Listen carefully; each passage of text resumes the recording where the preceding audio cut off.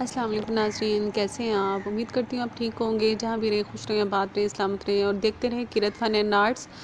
अपनी दुआओं में याद रखा करें। और ये देखें, आज के जो हम ब्लॉग हैं, हम सुबह के मंज़र से स्टार्ट करे हैं। सुबह का मंज़र है और फजर की नमाज़ के बाद ना हल्की हल्की सुबह हो रही थी, तो मुझे बहुत अच्छा ये लगा।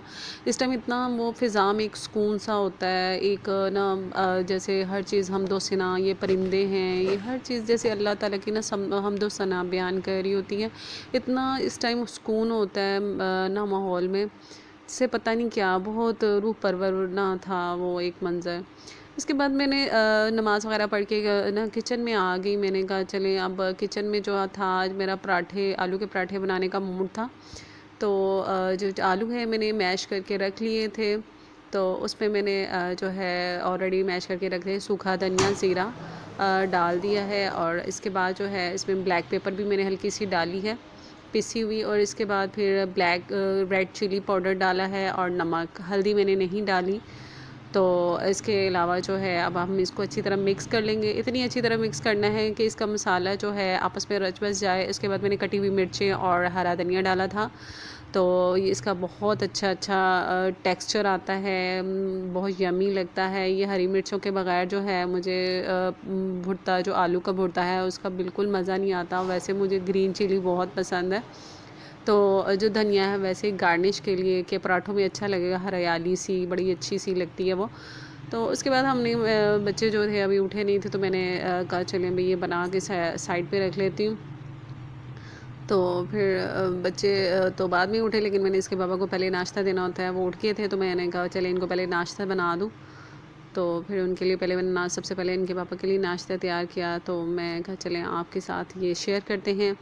तो ये वाली रोटी जो है मैं आपसे शेयर कर, ये रोटी नहीं सॉरी पराठा था आलू का। तो माफ़ कीजिएगा, ये ज़रा ज़्यादा गोल नहीं बना, इस पे ज़्यादा ऑब्जेक्शन करने की ज़रूरत नहीं है। अक्सर मेरे पराठे और रोटी थोड़ी सी कम गोल बनती है, लेकिन इतनी इतनी बातों पे परेशान होने की ज़रूरत नहीं है। ज़िंदगी में हम बड़ी छोटी छोटी बातों पे परेशान हो जाते हैं। भाई रोटी गोल नहीं बनी, इस पे परेशान है, कोई बात नहीं। ये होता है, चलता जाता है ये सिलसिला। कभी हो जाता है उल्टी सीधी रोटी बन जाती है, तो इस पे परेशानी वाली कोई बात नहीं है।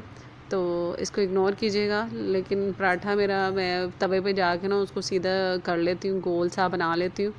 तो उसमें कोई इतना इशू नहीं है। पराठा अंदर से अच्छा होना चाहिए, पका हुआ ना गला होना चाहिए।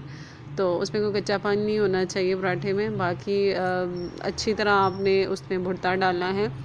तो भुर्ता अच्छी तरह डालना है, क्योंकि ज़्यादा जो होगा ना, जिसमें आलू ज़्यादा डालते हैं ना भुर्ते में, पराठे में सॉरी, तो वो बहुत यमी लगता है, बहुत ज़्यादा। तो अब ये जो है एक तरफ मैंने ऑयलिंग कर ली हुई है इसकी। तो ये इतना प्यारा खूबसूरत कलर आया है इसका, इतना प्यारा कलर आया था। तो आज मैंने कहा चले जी नॉन स्टिक का तवा यूज़ करते हैं। तो मैंने नॉन स्टिक का तवा यूज़ कर लिया। तो इसमें बहुत अच्छा कलर आया और ना तवा बहुत तवा कह रही हूँ, पराठा बहुत अच्छा बना। तो इस तरह मैं आपको टेस्ट करके बताती हूँ कि किसका इसका ना टेस्ट कैसा था। तो इसका टेस्ट बहुत अच्छा था। आप भी ज़रूर ट्राई किया करें। मौसम अब सर्दी आ रही, तो पराठे अच्छे लगते हैं। तो नाश्ते मुश्ते करने के बाद आपको पता है फिर आ जाती खातून खाना की बर्तन धोने की बारी। तो बर्तन तो माशाल्लाह वैसे सारे दिन बहुत होते हैं। तो आज थोड़े कम थे मेरे बर्तन, वैसे इससे ज़्यादा होते हैं। तो बर्तन इसलिए कम थे कि आज पराठा था, कोई सालन वगैरह इतना नहीं था। प्लेटों पे मैंने पराठे वगैरह रख के दे दिए थे साथ चाय। तो इसलिए इतना वो इशू नहीं हुआ। ये नहीं, मेरा मतलब बर्तन ज़्यादा नहीं हुए। तो उसी के साथ बस ना, उसी की वजह से आज बर्तन कम हुए थे, पराठों की मेहरबानी से। अदरवाइज़ मेरे बर्तन बहुत ज़्यादा होते हैं। तो बर्तन वैसे मैं खुद ही बहुत इकट्ठे कर लेती हूँ। मुझे खुद समझ नहीं आती मुझसे इतने बर्तन कैसे इकट्ठे हो जाते हैं। मैं हर छोटे छोटे चम्मच तो बहुत ज़्यादा मैं इकट्ठे करती हूँ। उसके बाद जो है मैंने बर्तन वगैरह वॉश करके अपना सिंक जो है अच्छी तरह धो लिया था, साफ़ कर लिया था। क्योंकि सिंक में लाजमी एंड पे जो होता है ना, लास्ट में लाजमी साफ़ करती हूँ, क्योंकि उसमें चिकनाई वगैरह जो भी होता है वो ख़त्म हो जाता है। उसके बाद मैं शेल्फ़ें वैसे ही साथ साथ जो खुश्क है ना, मैं साफ़ कर लेती हूँ। जब आटा वगैरह जब रोटी बनाते हैं ना, तो आटा बिखर जाता है, तो वो मैं उसी टाइम कर लेती हूँ शेल्फ़। उसके बाद मैं आ गई थी किचन में और सॉरी कमरे में, और मैंने जो है सारा मॉइस को कहा सारी बेडशीट इकट्ठी करते हैं, ये नई बेडशीट बिछाते हैं, क्योंकि अब ये थोड़ी सी मैसी हो रही थी तो मुझे थोड़ी कोफ्त हो रही थी। मैंने मॉइस को कहा, अब मॉइस जो है सारे तकिए उठा के साइड पे, और मॉइस को वैसे बड़ा शौक है, कोई काम कहते तो बड़े शौक से करता है। जो छोटा है ना, जब बड़ा हो जाएगा तो कहूँगी तो फिर नहीं करेगा। अच्छा, किरत ने जो थी वो सारी बेडशीट मेरे साथ बिछाई, और मेरी बेटी मेरे से बहुत ज़्यादा हेल्प कर देती है, तो उसे मैंने कहा सारी बेडशीट, क्योंकि मुझे कैमरा पकड़ना होता है तो फिर इसलिए वो फिर मुझे ज़रा उसकी हेल्प की ज़रूरत पड़ जाती है। तो मॉइस जो था बड़ा शरारती कर रहा था, वो जैसे ही बेडशीट हम बिछानी होती है वो शरारतें उसे सूझ जाती हैं। तो हम अब जल्दी से ये बेडशीट बिछाते हैं, और जो बेडशीट थी ये मेरे जहेज़ की बेडशीट है और मुझे बहुत पसंद है, और जब भी मैं इसे बिछाती हूँ तो मुझे ना मेरा भाई याद आता है। मेरा भाई ये बड़े शौक़ से ना शालमी से, ये लाहौर में शालमी है वहाँ से लेके आया था, तो बड़ी प्यारी मुझे लगी थी। तो ये जब भी मैं बिछाती हूँ तो मुझे भाई याद आता है कि उसने मेरे लिए बहुत शौक़ से लेके आया हुआ था। तो छोटा भाई है मेरा। तो हमने इसको जो था किरत ही बिछा रही थी, क्योंकि मेरे पास कैमरा था तो मैं वीडियो बना रही थी, तो इसलिए मैं ना नहीं बिछा सकती, बेचारी के लिए ही लगी रही। ये देखिए मुझे शरारतें कर रही, एक सीन में आपको नज़र आएगा ये गिर भी गया था, तो फिर भी इतना उसने कमरे में सारा चीज़ें बिखेरी होती हैं, अपने खिलौने, अपनी गाड़ी तोड़ के फेंकी हुई है, बहुत शरारतें करता है। जैसे जैसे बड़ा हो रहा है माशाल्लाह वो एक्टिव हो रहा है। तो अब ये देखिए साथ उसके हेल्प ही कर रहा है कि मैं चलिए चादर बिछा देता हूँ। तो दोनों बहन भाइयों ने मिलके ना जो है कोशिश कर रहे हैं चादर बिछाने की बेचारे। तो मुझे मेरे पास कैमरा नहीं था, मैं इसलिए बिछा नहीं पा रही थी, तो मैंने फिर इसलिए उसको बेचारी लगी रही। खैर उसने आखिरकार बिछा ही ली थी। थोड़े से बल थे, मैं जो मैंने बाद में ना वीडियो सॉरी कैमरा साइड पे रख के ना वो सही कर लिया था। आज मेरी बड़ी कैमरे में सॉरी, आज मैं बहुत गलतियाँ कर रही हूँ बोलने में, तो इसको इग्नोर कीजिएगा। तो हो जाता है कभी कभी गड़बड़ हो जाती है बोलने में भी। तो अब ये बेडशीट बिछ गई, बड़ा खुश हो रहा था मॉइज़ ना कि वाह मम्मा बेडशीट बिछ गई। और जब जब भी बेडशीट हम चेंज करते हैं उस दिन से बड़ी खुशी होती है कि मम्मा ने बेडशीट चेंज कर दी है। हालांकि वो बार बार अक्सर वही ज़ाहिर है रिपीट होके आती हैं, हर दफ़ा कोई नई बेडशीट थोड़ी ना आती है, तो वो बस बच्चे खुश हो जाते हैं। उसके बाद मैं आ गई थी किचन में, मॉइज़ को था भूख लगी हुई थी, तो उसको मैं पहले कहा चिप्स बना दूँ, तो उसके लिए मैंने आके पोटैटो वगैरह काट के बस ये सीन आपको दिखा रही, कटिंग मैंने खुद ही कर ली।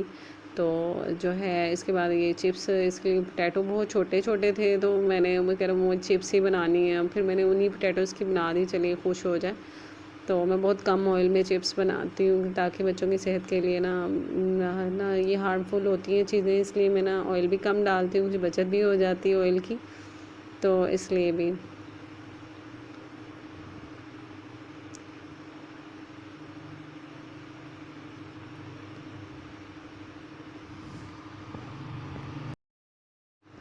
ये चिप्स जो थी मेरी फ्राई हो चुकी थी, फिर मैंने इसको निकाल लिया ताकि मॉइज़ खाए और आराम से बैठ जाए, खुश हो जाए। तो मैंने इसलिए इसको जल्दी से फ्राई करके पहले दिया, क्योंकि मैं एक अनदर रेसिपी जो है तैयार करने लगी हूँ। हमारा जो है अगली रेसिपी है कस्टर्ड की है।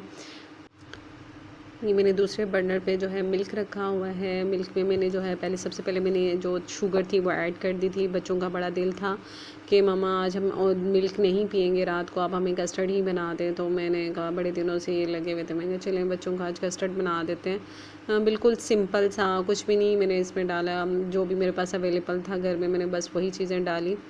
तो मैंने अभी चिप्स इसलिए नहीं दी, चिप्स गर्म थी, तो मैंने कहा ठंडी हो जाए, हाथ में जल जाए बच्चे का। तो जो है मैंने इसमें जो है ठंडा मिल्क रखा हुआ था, उसमें मैंने 3 चम्मच जो थे वो कस्टर्ड के डाले, कस्टर्ड पाउडर के डाले। तो उसे अच्छी तरह मिक्स कर लेना है। मिक्स इसलिए करना है कि उसमें कोई लम्स ना रहे, ताकि गुठलियाँ ना बने। तो आपने इतनी अच्छी तरह इसको मिक्स करना है ताकि इसमें कोई भी ऐसा लम्स ना रहे। तो इसलिए मैंने इसे काफ़ी देर इसको ना मिक्स करती रही, और ये देखिए बिल्कुल स्मूथ हो पेस्ट की तरह बन गया था। तो मैंने फिर इसको ना अपने कस्टर्ड में जो है सॉरी मिल्क में ऐड कर देना है अपने इसको। ये मैंने मिल्क में ऐड करके इसको ना आपने बराबर चम्मच हिलाते जाना है। जो बच्चियाँ जो हैं जो सीख रही हैं उनके लिए स्टेप बाय स्टेप कहना पड़ता है। चले वो बच्चे जो आजकल जो नया सीखती हैं तो उन्हें होता है कि भाई कोई हमें स्टेप बाय स्टेप बताए, तो आपने साथ साथ चम्मच जो है हिलाते जाना है। इसमें आपने रुकना नहीं ताकि गुठलियाँ ना बने।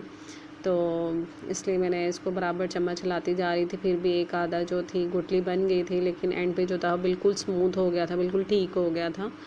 तो इसको आपने तकरीबन इसको 40 मिनट 6 मिनट जो है आपने इसको पकाना है। 6 मिनट के बाद इसकी थिकनेस जो है आप चेक करें, काफ़ी वो थिक हो गया था। कुछ लोग बहुत ज़्यादा थिक पसंद करते हैं, कुछ थोड़ा सा कम थिक पसंद करते हैं। अपनी अपनी चॉइस आप देख लें। आपने जितना थिक आप जितना इसको पकाएंगे वो थिक होता जाएगा। तो इसे बहुत ज़्यादा पकाने की वैसे ज़रूरत नहीं होती, जल्दी थिक होना शुरू हो जाता है। तो ये देखें, इसको मुझे काफ़ी लग रहा था ये अब बेहतर होना शुरू हो गया, तो अब मैंने थोड़ा सा और पका के इसको बस निकाल लिया और फिर इसको ठंडा होने के लिए मैंने रख दिया था। बस ये मेरी जो थी सारा दिन की रूटीन थी। अब शाम हो रही थी, मगरिब की अज़ान का टाइम हो रहा था। अब नहीं है तो मेरे चैनल को सब्सक्राइब करें, लाइक करें, शेयर करें, कमेंट करें। अगली वीडियो में फिर मिलते हैं। अल्लाह हाफ़िज़।